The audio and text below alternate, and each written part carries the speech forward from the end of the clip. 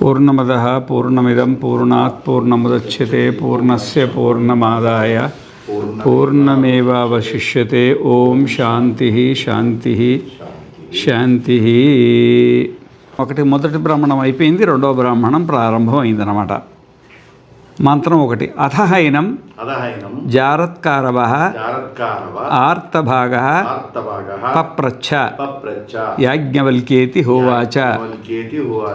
కతిగ్రహాః కతి అతిగ్రహాః ఇతి. అష్టౌ గ్రహాః అష్టౌ అతిగ్రహాః ఇతి. ఏ తే అష్టౌ గ్రహాః అష్టావతిగ్రహాః కథమేత ఇతి. అయ్యా స్వామి, జారత్కారుడికి నువ్వు కర్మ సంబంధమైనవి చెప్పినవు. ప్రపంచంలో అందరిని బంధించేది గ్రహ అతిగ్రహాలు అన్నావు. ఏమన్నావు?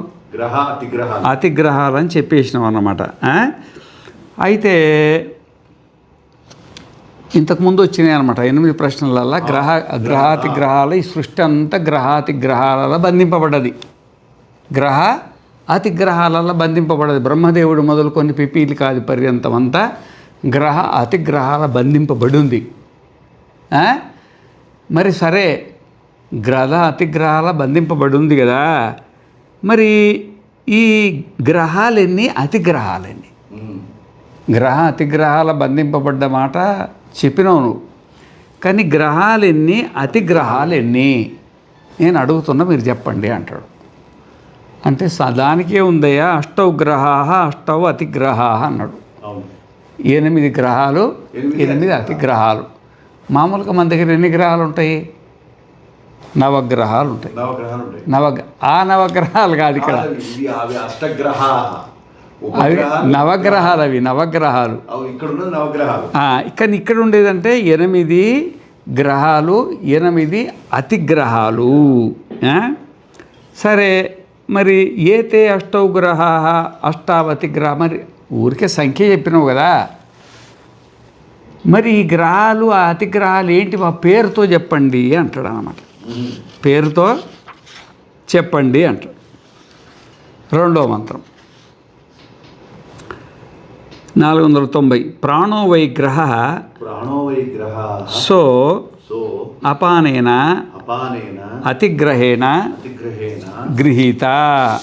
గృహీతో అపానేన హి గంధాన్ జిఘ్రతి. ఇప్పుడు గ్రహం ఏంటంటే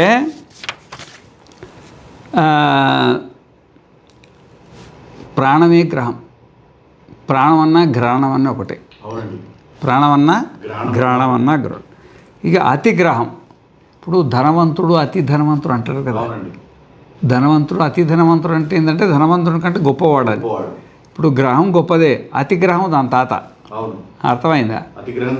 అయితే ఇప్పుడు ఈ ప్రాణం అనేది, ఇప్పుడు ఈ ముక్కు ఉంది, గ్రహణేంద్రియం, ఇది గ్రహం. అందరిని తలా ఒక గ్రహం పట్టుకొని ఉంది, తలా ఒక గ్రహం పట్టుకొని ఉంది. దాని అతిగ్రహం ఏంటిది అంటే వాసన. వాసన అతిగ్రహం అంటే ఏంటి? వాసన. అయితే ఈ వాసన చేత, ఏది? ఈ వాసన చేతనే ఇది బంధింపబడ్డది. ఇది బంధింపబడ్డది. ఉదాహరణకి చూస్తే, ఇప్పుడు ఒక భ్రమరం ఉంటుంది, ఒక భ్రమరం. అయితే భ్రమరం అంటే ఏంటంటే తుమ్మిద. ఆ తుమ్మిదకు చాలా ఇష్టమైంది ఏంటంటే ఆ తేనె వాసన. తేనె వాసన.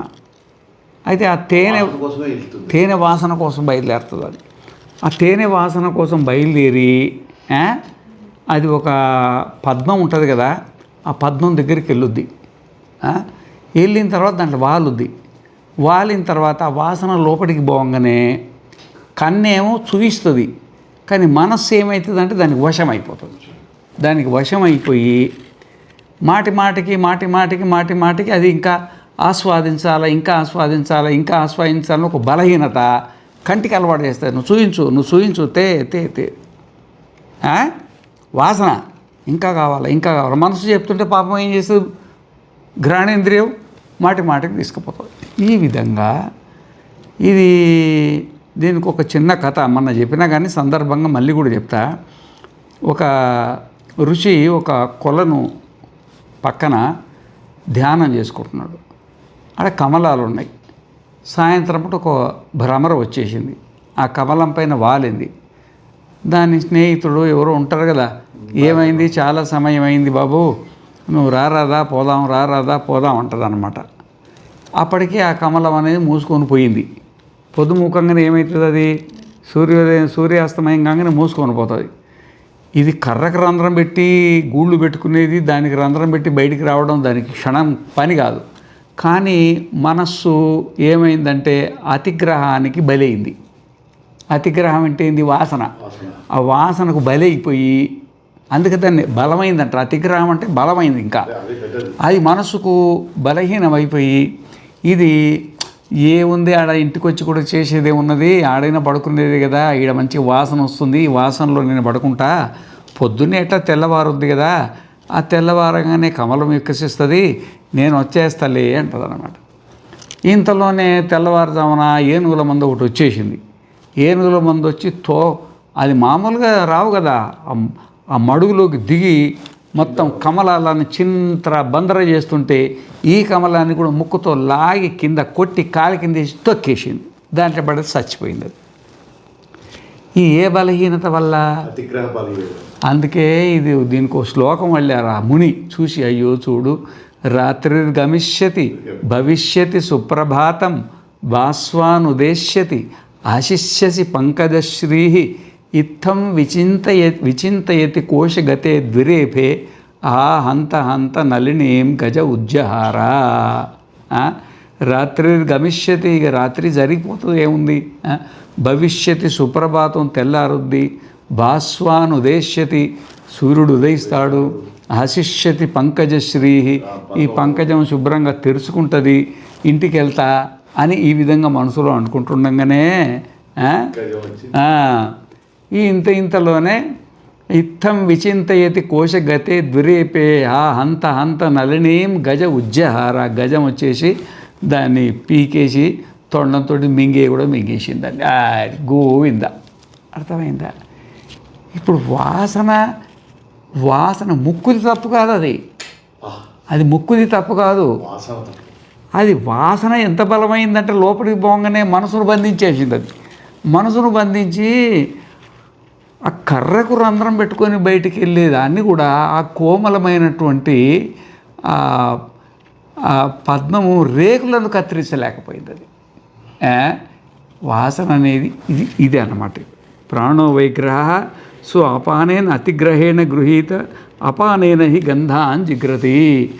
అంటే ఈ విధంగా మనిషిని ఈ అతిగ్రహం అనేది అతిగ్రహాలు అనేటివి బంధిస్తాయని, చంపేస్తాయి కదా. ప్రపంచంలో ఎంత ఇబ్బందిగా ఉందంటున్నారు, ఎంత ఇబ్బందిగా ఉందంటున్నారు. ఒకసారి ఒక పిల్లోడు దారెంబడి పోతున్నాడు, పక్కన మంచి వాసన వచ్చింది, అది మంచి వాసన వస్తుంది. ఏంది ఇంత మంచి వాసన పట్టుకొని ఆడికి పోయిండు. ఆడిపోయేప్పటికి గుడి, ఆ గుడిలో దేవుడు దర్శనం అయింది. అరే ఈ వాసన మంచి పని చేసిందిరా బాబు, దేవుడు దర్శనం చేసింది, ఇదో పెట్టనమాట. ఒక ఆయన ఒక బ్రహ్మచారి అడవిలో కూర్చొని ధ్యానం చేసుకుంటున్నాడు. అది ఎక్కడుంటో మంచి నెయ్యి వాసన వస్తుంది. నెయ్యి వాసన, ఏంటబ్బా ఇంత మంచి వాసన, అరిసెల వాసన, మంచి తేనె మంచి నెయ్యి వాసన వస్తుంది ఏంటి అని ఆ ముక్కుని ఇట్లా అనుకుంటూ ఆడికి బట్టి పోయిండు. అది లాగింది, వాసన లోపలికి పోయి మనసులు లేపింది, శరీరాన్ని లేపేసింది. పోయేప్పటికి వాళ్ళు మహానుభావులు పెద్ద యజ్ఞం చేసిండ్రు. ఆ యజ్ఞంలో గిరిసెలు శుభ్రంగా నేతితో చేస్తుండ్రు అనమాట. నేతితో చేసేప్పటికి అబ్బా ఎంతకాలం అయింది, తపస్సు తర్వాత చేసుకోవచ్చు అని ముందేదో ప్రసాదం తీసుకొని పోదామని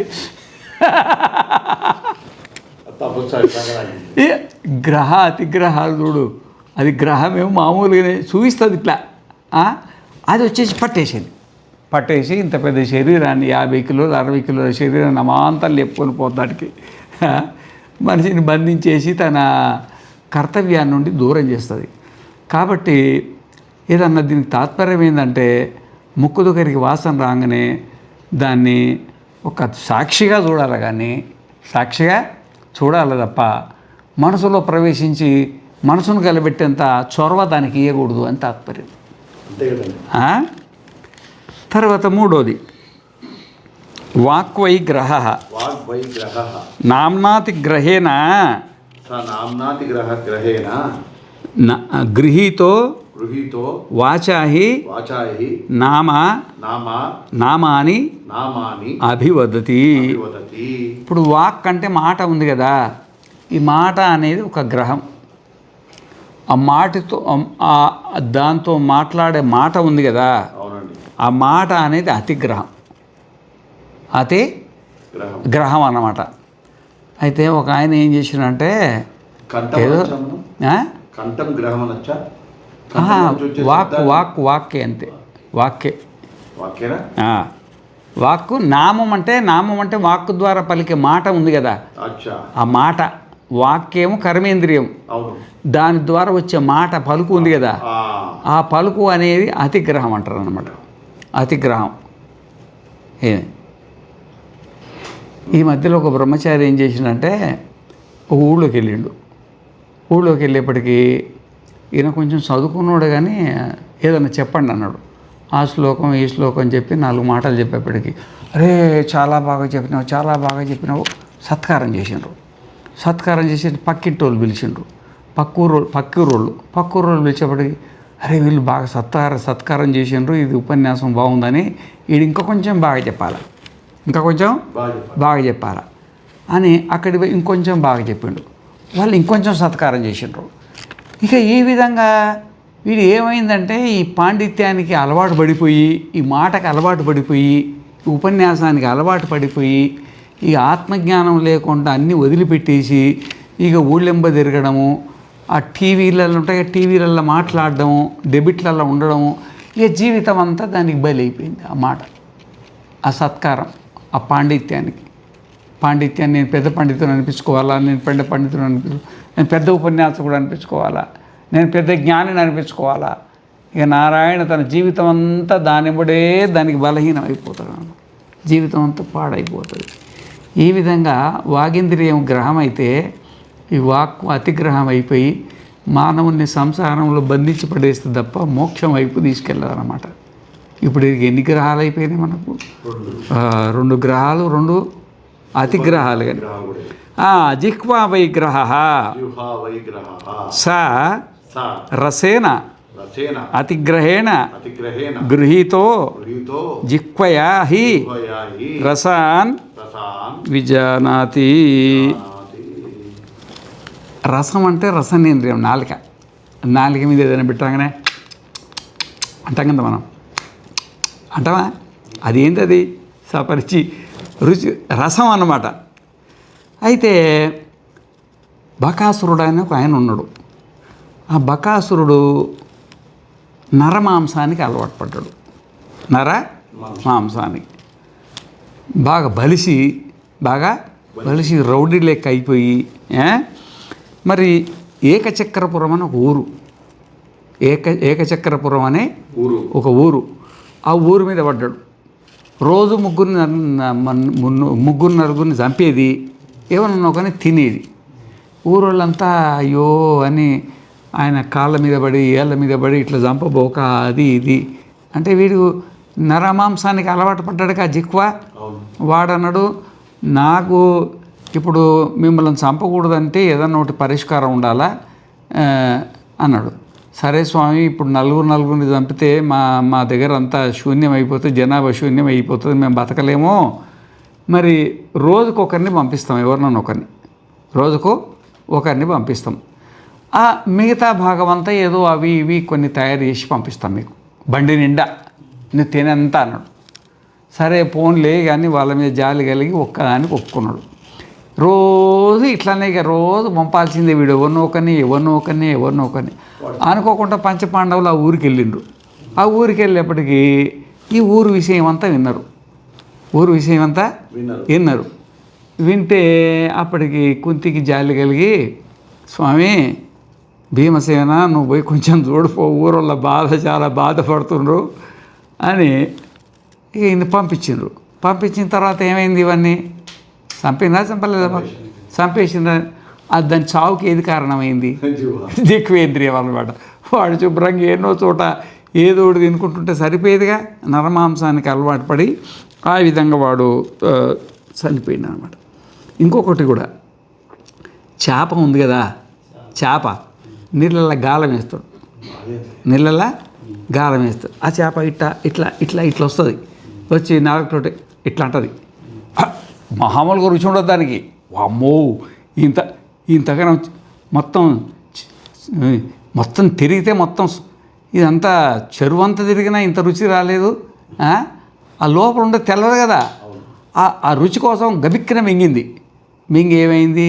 జీవితం బలైపోయింది. కొంతమంది ఈ విధంగా, ఇప్పుడు మనకి ఇది ఎన్నో గ్రహం ఇది, ఇప్పుడు 3వ గ్రహం అలవాటు రుచి. ఆ రుచికి అలవాటు పడితే అతిగ్రహం ఉంది కదా, నాలుకనేమో రుచి, అది ఊరికి చూయిస్తుంది, కానీ అది దానికుండా లోపలికి వెళ్తుంది దుంపదేగా. ఏది? ఆ రుచి లోపలికి వెళ్ళి మనసును బలహీనం చేసేస్తుంది. మనసును బలహీనం చేసి మనిషినే బలహీనం చేసి పడేస్తుంది. ఇది అతిగ్రహాలల్లా జీవులంతా ఇరుక్కొని సంసారంలో పడుతున్నారు. అర్థమైంది? అది ఒక్కొక్కటి కథ అన్నమాట ఇది. తర్వాత 5వది చక్షుర్వైగ్రహ సరూపేణ అతిగ్రహేణ గృహీత చక్షుషా హి రూపాన్ పశ్యతి. ఇప్పుడు చక్షు అంటే చక్షురింద్రియం ఒక గ్రహం. అది ఎవరికి పట్టిన గ్రహం? మనకు పట్టిన గ్రహం. అది ఎవరికి గ్రహం? మనకు గ్రహం అన్నమాట. మరి అతిగ్రహం ఏంటిది, అంత ఆతగ్రహం ఏంటిది అంటే రూపం. కన్ను దేన్ని చూస్తుంది? రూపాన్ని చూస్తుంది. అది ఏదో సీతారాముడు అరణ్యవాసానికని వెళ్ళారయ్యా. అరణ్యవాసానికి వెళ్ళిన తర్వాత దాని దుంపతేగా ఒకటి దానికి బంగారు జింక కనపడ్డది. బంగారు జింక కనబడ్డది. ఆ కంటితో చూసిందిగా, ఇక ఎంబటి పడ్డది నాకే. ఇక అమ్మగారులకు నచ్చిన తర్వాత ఇంకేమైనా ఉందా? మొత్తం అంతా అతలాకుతలం అయిపోద్ది, తేవాల్సిందే అన్నది. ఇక ఆ తర్వాత జరిగింది ఏందో తెలుసా? రావణ యుద్ధం పెద్ద. దానికోసం ఎంత తాను ఇబ్బంది పడ్డది, ఎంతోమంది హత్య కావాల్సి వచ్చింది, హింస జరిగింది. దానివల్ల ఒక పెద్ద రామాయణమే జరిగింది, పెద్ద రామాయణం. ఇది ఏ గ్రహం వల్ల? చక్షుర్గ్రహం. దాని తాత ఆతిగ్రహం. అది కట్టుకుండా లోపలికి వెళ్ళి మనసును కలబెట్టేసి మనసును ఎప్పుడైనా మన రూపం గల కనబడితే రూపానికి సాక్షిగా ఉండాలి, కానీ లోపలికి రానియొద్దు దాన్ని. అది లోపలికి పోయిందా పెద్ద రామాయణం అవుద్ది. అది పెద్ద రామాయణం. ఇంతెందుకు, మిడత ఉంటుంది కదా, మిడత రాత్రుల్లో మంట పెట్టామనుకోండి, మంట పెడితే పాపము అది దానికి బలహీనమైంది, అది ఉండలేదు. అది దాంట్లో పెట్టి చచ్చిపోద్ది, కానీ ఆడ గమనం ఉందామని ఉండలేదు కదా, మంట పెడితే చస్తుంది. అది దేనివల్ల? అతిగ్రహ. చక్షురింద్రియం భగవంతుడు దానికి అట్లా పెట్టిండు. దాని బలహీనత ఏంటంటే అతిగ్రహమే దాని బలహీనత. ఆ రూపాన్ని దాన్ని ఉండలేదు, అది అట్లా పడిపోతుంది. ఆ విధంగా ఎంతోమంది పడిపోతున్నారు. ఇప్పటికి మనకి ఎన్నో గ్రహం ఇది. ఇది 4వ గ్రహం. ఇది అర్థమైందా? ఇది 4వ గ్రహం అతిగ్రహేణ. చక్షుర్వై శ్రోత్రం వైగ్రహ స శబ్దేన అతిగ్రహేణ గృహీత శ్రోత్రేణ హి శబ్దాన్ శృణోతి. ఇక మనకు పట్టిన 6వ గ్రహం ఏంటంటే శ్రోత్రేంద్రియం. 6వది అది 5వది, కరెక్టే. 5వ గ్రహం అన్నమాట శ్రోత్రేంద్రియం. ఇప్పుడు శ్రోత్రేంద్రియం అంటే చూడు, మామూలుగా ఇప్పుడు ఉందో లేదో కానీ జింకలు పట్టాలనుకున్నాడు, ఆ జింకలు పట్టడానికి ఒక సంగీతం ఉంటుంది. ఉందా అది?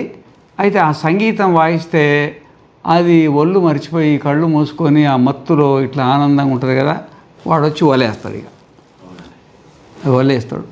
అది దేనికి బలైంది? అది గ్రహ అతిగ్రహానికి బలైంది అనమాట. ముందు చెవుతో విన్నది, తర్వాత మనసు లోపలికి వెళ్ళింది, ఆ మనసు బలహీనమైపోయి దానికి చిక్కిపోయింది అనమాట. ఇంతెందుకు, ఇప్పుడు రామాయణంలో మంథర కైకేయి శబ్దం విన్నారా? మంథర కైకేయి. కైకేయి ఎందుకు పాడైంది? మందర మాటలు రోజు అన్నదే అని ఈమెకు 100 అబద్ధాలు ఆడితే అది సత్యమవుతుంది అంటగా, ఏదో అంటారు. జగన్ పాలసీ కూడా అర్థమైందా? ఈ మాదిరిగా మంతర అన్నదే అని కైకేయికి అది పట్టేసి, ఆ కైకేయి వల్ల ఇక దశరథుడు చచ్చిపోయా, భరతుడు జీవితాంతం బ్రహ్మచారి అయిపోయా, ఊర్మిళకి ఎంత ఇబ్బంది అయిపోయింది ఇది. ఊర్మిళ పెళ్లి చేసుకుని ఇన్నే ఉంది, వాళ్ళిద్దరికి తోడు ఉండాలి కదా. ఇక నారాయణ ఒక పెద్ద వాళ్ళ కుటుంబంలో అంత పెద్ద ఘోరం అనేది ఇంక అంతకంటే పెద్ద ఘోరం లేదు. అది వేసింది ఏంది? గ్రహ అతిగ్రహాలు. ఆమె ఈయన గమ్మును వదిలిపెడితే అయిపోయేది, వదిలిపెడితే అయిపోయేది అన్నమాట. అది అట్లా కాకుండా ఆ మాటలు విని ఆ అతిగ్రహం లోపలికి వెళ్ళేసి మనసును బలహీనం చేసి, మనిషిని బలహీనం చేసి, సంసారాన్ని బలహీనం చేసి ఒక పెద్ద కుచరిత్రనే సృష్టించుకున్నారు. కైకేయిని పూజ చేస్తారా, తిడతారా? పెద్ద తిడతారనమాట. ఇది అయిందనమాట. ఆ తర్వాత మనోవైగ్రహ, 7వది మనోవైగ్రహ స కామేన అతిగ్రహేణ గృహీతో మనసాహి కామాన్ కామయతే. ఇక్కడ ఇప్పుడు చూడు ఏమైందంటే, మనోవైగ్రహ, మనస్సే ఒక గ్రహం, మరి అతిగ్రహం ఏంటంటే కోరిక. అతిగ్రహం ఏంటి? కోరిక. అన్నిట్లా ఇదొక గ్రహం, ఇదొక గ్రహం, 6వ గ్రహం. ఇప్పుడు మనకు జడభరతోపాఖ్యానం ఉందా? ఆ జడభరతుడు అంతకుముందు ఏమి రాజుగా ఉన్నాడు? మహాభారతం భాగవతంలో వస్తుంది కదా, ఆయన ఒక రాజు. రాజు అయితే ఆయన వానప్రస్థం తీసుకొని ఆ సంసారం అంతా మొత్తం రాజరికం వదిలిపెట్టాలంటే చిన్న కుటుంబాన్ని వదిలిపెట్టాలంటేనే వదిలిపెట్టలేరు. అంత మొత్తం అంతా వదిలిపెట్టి పాపం ఆయన ఆత్మ విచారణతోటి ఆత్మజ్ఞానంతో చనిపోవాలనే ఉద్దేశం మీద ఆయన అరణ్యవాసానికి వచ్చేసి చిన్న గుడిసె చేసుకున్నాడు. ఇక గుడిసె చేసుకొని ఆ పక్కన నదీ తీరాన ఉంటుంది కదా, వాళ్ళకి నదీ తీరాన రోజు స్నానం చేసుకునేది, జపము, ధ్యానం, వాళ్ళ గురువుగారు ఉపదేశం చేసిన ప్రకారంగా ఆత్మ విచారణ, ఉపనిషత్ గ్రంథ పారాయణం అంతా చేసుకుంటేవాడు. మరి అక్కడ జరిగింది ఏంటంటే, ఒక నిండు చూలాలున్న ఒక గర్భిణి ఏంటంటే లేడి జింక అంటారు కదా, జింక అది ఆ నదీ తీరాన ఎక్కడో చోట నిండు గర్భవతి అయితే అప్పుడే ప్రసవం అవుతుందన్నమాట. ప్రసవం అవుతుంది. ఆ ప్రసవం అయితే సగం అవుతుంది అది. ఇంతలోనే ఒక పెద్ద సింహము శబ్దం వినపడింది, పెద్ద శబ్దం, పులి శబ్దం. ఆ పులి శబ్దానికి దగ్గరే వినిపించింది. అది పైన పడుతుందని ప్రాణాలకు వెనక్కి రావడానికి లేదుగా ముందుకు పోయేప్పటికీ ఆ పిండం అనేది నదిలో పడింది. అదేమి వెళ్ళిపోయింది పాపం తల్లి. ఆయన అప్పుడే స్నానం చేసి ఇట్లా చూసేప్పటికి ఇదంతా కళ్ళారా కనపడింది. అయ్యో జింక ఇట్లా ఇంత పరిస్థితి అయిపోయిందని, ఆ జింక పిల్ల చచ్చిపోతుంటే ఎట్లా చూస్తుంటారు, లాగి దాన్ని తీసి దానికి బతికిచ్చేసి ఇక అది చిన్న పిల్ల కదా, ఇక దాని మీద మమకారం పెరిగింది. ఎందుకంటే మీ లోపల ఆల్రెడీ మమకారం ఉంది కదా, అతిగ్రహం, కోరిక.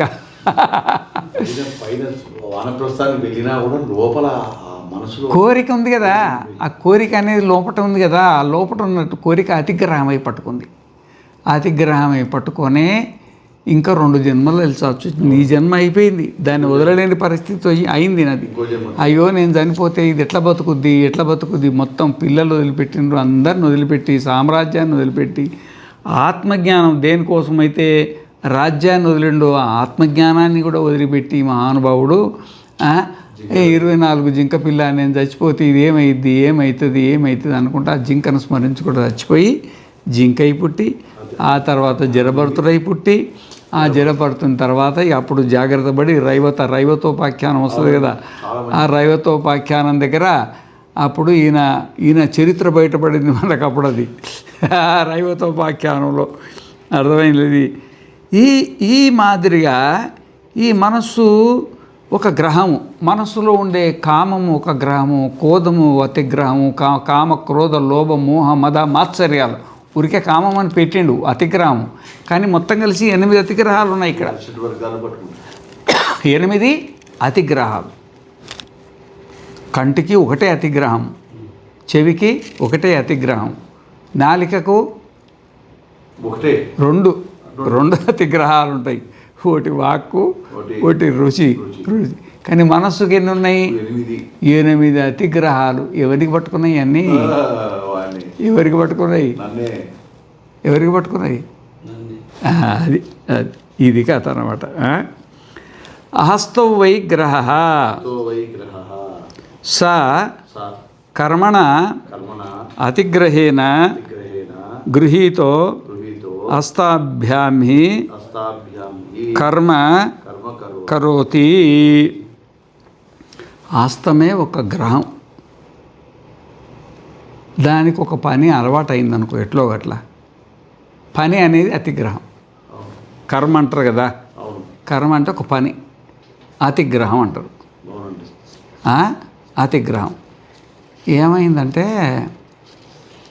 ఒక ఊళ్ళో ఒక తల్లి ఒక కొడుకు, తండ్రి లేడు, చనిపోయిండు. సరే నువ్వు ఏదో తల్లి విని పోషిస్తూ ఉండేది. అయితే ఒకసారి దారిమిడి వస్తుంటే వాడికి అది పాలకూర కనపడింది దారిలో. ఈ పక్క ఆ పక్క చూస్తే ఎవరు కనపడలే, పాలకూరే కదా ఏమైందిలే అని పాలకూర పట్టుకొస్తే అదే కొడుకు తెచ్చింది కదా అని శుభ్రంగా వండి పెడితే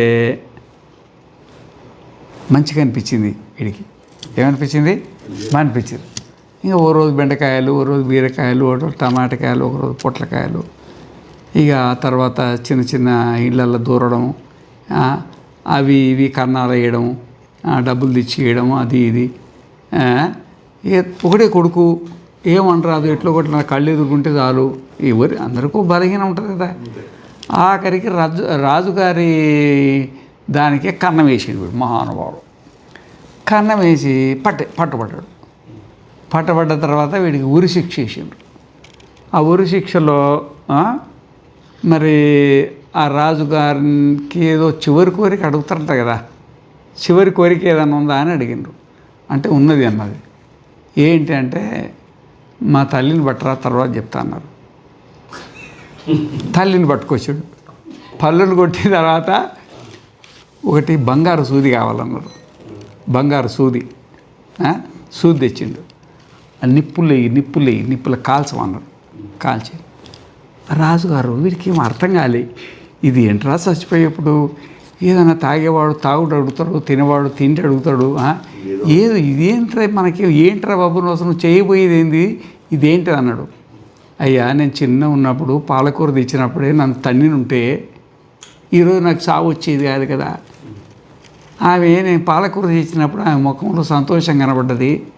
మా తల్లిని సంతోష పెట్టాలనే ఇంతవరకు నేను వచ్చిన. అదే ఆ రోజు మా తల్లిగారు 4 తిట్లు తిట్టినుంటే నేను ఈ స్థాయికి వచ్చేవాడు కదా. అది మా తల్లి తిట్టని దోషం కదా. ఆ నాలుకకు వాత పెడదామని పిలిపించాను. నాలుగు వాత పెడదామని పిలిపించినాను. రాజుగారు ఆలోచన చేశారే, వీడు మంచివాడేరా, వాడు తప్పుడు వాడు గ్రహించిండు, ఎక్కడి నుండి దోషం వచ్చిందని గ్రహించిండు. ఇప్పుడు సరేరా జరిగిపోయింది, ఇప్పుడు వదిలిపెడితే ఏం చేస్తామంటే నా జీవితంలో దొంగతనం చేయను అన్నది. ఇక నా జీవితంలో దొంగతనం మా తల్లికి సంతోషం సంతోషపెట్టడానికి కోసం నేను చేసి అన్నాడు అనమాట. ఇప్పుడు ఒక దొంగతనం అనేది అలవాటు అయిపోయింది. అది ఆ అలవాటు ఏంది ఎక్కడి వరకు పోయింది? ప్రాణాల మీదకి వచ్చేసింది, ప్రాణాలపైకి వచ్చిందన్నమాట. ఇది గ్రహము అతిగ్రహం అన్నమాట. అర్థమైందా? ఏమి ఇంకోటి ఏంటంటే, ఇప్పుడు ఓ పట్టుపురుగు ఉంటుంది, పట్టుపురుగు. ఆ పట్టుపురుగు ఏం చేస్తుంది? అది తన చుట్టూ అల్లుకుంటుంది. అది తన చుట్టూ అల్లుకొని ఏమైతే దాంట్లో పడి చచ్చిపోదా? చచ్చిపోతుంది. ఈ మహానుభావుడు కూడా పెళ్ళి చేసుకోవడం ఒక కర్మ, పిల్లలు కనడం ఒక కర్మ, ఉద్యోగం చేయడం ఒక కర్మ, వ్యాపారం చేయడం ఒక కర్మ, ఆశ్రమాలు కట్టుకోవడం ఒక కర్మ, గుళ్ళు కట్టుకోవడం ఒక కర్మ, ఒక యంత్రాంగం ఏర్పాటు. ఆఖరికి వీడు దీంట్లో పడి చచ్చిపోతారు. ఎవడి కర్మలో వాడే పడి చచ్చిపోతారు. ఈ కర్మ అనేది ఒక గ్రహం. కర్మ అనేది ఒక గ్రహం. హస్తాలు కర్మ దేంతో చేస్తాం మనం? ఇప్పుడు భార్యకు ముడి వేస్తావు, దేంతో వేస్తావయ్యా? అదే మరి, అదే కర్మ కదా. ఇక చూడు, దీంతో ఈ చేతు కర్మేంద్రియానికి ఒకటి అది గ్రహం అయితే అతి గ్రహము ఎట్టున్నదో చూడండి. జీవితం అంతా మొత్తం జీవితం అంటే మామూలు కూడా కాదనమాట. ఈ విధంగా మానవుడు మహాభారతంలో ఒక చిన్న కథ విన్నా. ఒక ఆయన ఘోర అరణ్యంలో కూర్చొని తపస్సు చేస్తున్నాడు. ఘోర అరణ్యంలో కోసం తపస్సు చేస్తున్నాడు. తపస్సు చేస్తుంటే ఇది ఇంద్రుడికి తెలిసింది. వామ్మో, ఇప్పటికే బోలెడు మంది ఉన్నారు, వీడు కూడా వచ్చి కూర్చుంటాడు. ఇక వీని కథం పట్టాలా, వీని పని పట్టియాల అని ఆయన కలిగి మారు వేషంలో వచ్చిండు, ఒక రాజుగారి వేషంలో. స్వామి నమస్కారాలు, స్వామి నమస్కారాలు అంటే లోపల నేను ధ్యానం చేసుకుంటున్నాడు. ఏదో శబ్దం వస్తుందని చూసే రాజుగారు, ఓయమ్మో రాజుగారు. కొంతమంది పరిచారకులు ఉన్నారు. రాజుగారు అన్నప్పటికీ కొంచెం గౌరవం ఉంటుంది కదా. తీసేసి ఏంటిదే బాబు అంటే, మేము దారి తప్పినాం స్వామి, కొంచెం రాత్రికి ఇక్కడ మాకు ఈ మృగాలు కదా ఇవన్నీ, కొంచెం రాత్రికి ఇక్కడ కొంచెం మాకు చోటిస్తే పొద్దుటే లేచి వెళ్ళిపోతాం అన్నాడు. అదేంటయ్యా బాబు, మీ రాజ్యంలో నేను ఉన్నాను కదా, అంత పెద్ద మాట అంటారేంటి? శుభ్రంగా పడుకోండి హాయిగా, మీకేమీ ఇబ్బంది లేదు అని శుభ్రంగా పడుకున్నారు. పొద్దున్నే స్వామి చాలా ధన్యవాదాలు స్వామి, మీరు మాకు ఇంత ఆశ్రయం ఇచ్చినందుకు, మా జీవితంలో ఎప్పుడూ మిమ్మల్ని మర్చిపోలేము అని ధన్యవాదాలు చెప్పి వెళ్ళిపోయిన తర్వాత ఈ మహానుభావుడు సరే పోన్లే అని స్నానం చేసి వచ్చి ధ్యానం చేసుకొని ఇల్లు మళ్ళీ శుభ్రం చేసుకోవాలి కదా. ఇల్లు గుడిసె శుభ్రం చేసుకుంటే పక్కన మూలకు కత్తి పడి ఉంది, ఒక కత్తి. అది బంగారు వర ఉన్నది, దానికి వజ్రాలు వైడూర్యాలు ఉన్నాయి. అది అమ్మితే కోట్ల కొద్ది రూపాయలు వచ్చేట్టుంది. ఇది మామూలు కదా, లోపల తాగితే అది బంగారు కత్తి, మళ్ళీ లోపల కూడా బంగారు కత్తి. వారే బాపురే, రాజుగారు ఈరోజు కాకపోయినా రేపైనా తప్పకుండా వస్తాడు. ఇది మామూలు విలువ కలిగింది కాదు. ఈ గబిక్కన ఇవ్వడం వచ్చి దొంగతనం చేసుకొని వెళ్ళిపోయినాడంటే నన్ను చంపేస్తారు వీళ్ళు, దీన్ని ఏమైనా రక్షించాల్సిందే అని రోజు పొద్దున్నే మెడకేసుకొని పోవడం, స్నానం చేయడము, మెడకోసుకొని రావడం, మళ్ళీ ఇక్కడ కూర్చొని ధ్యానం చేయడము. ఆ కత్తి ధ్యానం అయిపోయింది. అర్థమైందా? ఒకరోజు ఏమైందంటే దారిమ్మడి పోతుంటే అసలు ఏదో వర్షం వల్ల ఆ చెట్టు ఈ చెట్టు అంతా పడి కూలి స్నానానికి పోలేని పరిస్థితి వచ్చింది. సరే ఎట్లా కత్తి ఉంది కదా, దీన్ని ఉపయోగం చేస్తామని ఇట్ట అన్నాడు. ఇట్ట అనగానే పటిక్కనే అయిపోయింది. అది ఎగిరి ఆడబడే ఇంత పెద్ద చెట్టు ఎగిరి ఆడబడింది. అరే ఈ కత్తిలో ఏదో మహత్యం ఉంది అని దారిగా ఏది కనబడుతుంది ఇట్లా అనుకుంటూ పోయి, అరే వీడికి చమత్కారం అనిపించింది అనమాట. చమత్కారం అనిపించి ఆ ఆవరణంలో ఉన్న చెట్లన్నీ నరికేసిండు. హింస మొదలైంది పాపం. దీన్ని ఏమంటారు? హింస మొదలైపోయి ఆఖరికి ఆ హింస వల్ల, ఆ కత్తి ధ్యానం వల్ల వాడి జీవితం ఏమైంది? భ్రష్టు పడిపోయింది. అర్థమైందా? కర్మ ఏం చేసింది?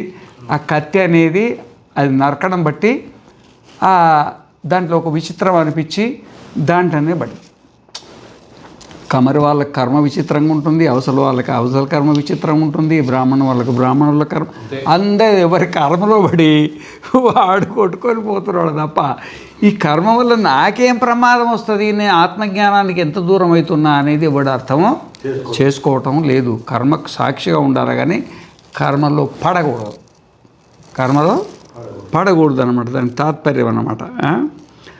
త్వగ్వైగ్రహ స స్పర్శేన అతిగ్రహేణ గృహీత త్వచా హి స్పర్శాన్ వేదయత ఇత్యేతే అష్టౌ గ్రహాః అష్టౌ అతిగ్రహాః. ఇక త్వక్ అంటే అంటే చర్మేంద్రియం. మామూలుగా ఏనుగు ఉంటుంది కదా, ఏనుగు ఆడ ఏనుగును స్పర్శ చేయాలని దాని కోరిక ఉంటుంది అనమాట. అయితే ఈ మొగ ఏనుగును పట్టాలంటే ఏం చేస్తారంటే ఒక ఆడ ఏనుగును తీసుకొస్తారు. ఆడ ఏనుగును తీసుకొచ్చి ఆడో చోట కట్టేస్తారు. కట్టేసి దారిలో పెద్ద గొయ్యి తోలుతారు, పెద్ద గొయ్యి. ఆ ఏనుగు బట్టి పైకి రానంత గొయ్యి ఉంటుంది. గొయ్యి అంటే ఏంది? గుంట. ఆ గుంట దోయి దాని మీద కనబడకుండా చెట్ల ఏన్ని కడతారనమాట. ఇక దాన్ని ఆ ఏనుగుని ఏదో కర్రతో ఇట్లా పొడిస్తే అప్పుడు అరుస్తుంది కదా, దాన్ని తెలిసి విద్య ఉంటుంది, అరుస్తుంది. ఎప్పటికీ ఆడగొంతు గుర్తుపడతాయి కదా. ఒకసారి ఏనుగుకు ఆడగొంతు గుర్తుపట్టిందంటే ఇక అది ఉండలేదు కదా, అది రావాల్సిందే. దానికి ఆ బలహీనత లెక్క లేకుండా మళ్ళీ ఇట్లా ఇట్లా ఇట్లా ఇట్లా అనుకుంటూ వస్తుందన్నమాట. వచ్చేసి ఆ దారిలోనే ఉందిగా, దాంట్లో పడి వచ్చింది. హరి గోవింద గోవింద. దేనికి బలహీనమై చచ్చిపోయింది? అతిగ్రహానికి. గ్రహం ఏంది? స్పర్శ. అతిగ్రహం ఏంది? విశ్వామిత్రుడి పని ఏమైంది? సో ఒక్కసారి స్పర్శ తగిలితే ఒక చరిత్రనే నిర్మాణం అయిపోయింది. అర్థమైందా? ఈ విధంగా ఓ ఆర్తభాగా ఇవి అయ్యా 8 గ్రహాలు, 8 అతిగ్రహాలు. వీటి చేత ఈ అతిగ్రహాలలో పడి ఆత్మస్వరూపానికి దూరం అయిపోయి ఈ 14 లోకాల జీవరాశులు బ్రహ్మం మొదలుకొని ప్రపీదికారి పర్యంతము చటపట చటపట చటపట అని కొట్టుకొని వస్తున్నది ఈ సంసారంలో. దీనికి సాక్షిగానే ఉండాలి తప్ప దాంట్లో నువ్వు కలిసిపోతివా నీ జీవితం పాడైపోతుందయ్యా అని దానికి చెప్పడం కోసం ఇది చెప్పిండు అనమాట. పూర్ణమద పూర్ణమిదం పూర్ణాత్ పూర్ణముదచ్యతే పూర్ణస్య పూర్ణమాదాయ పూర్ణమేవావశిష్యతే. ఓం శాంతి శాంతి శాంతి. అలాగే.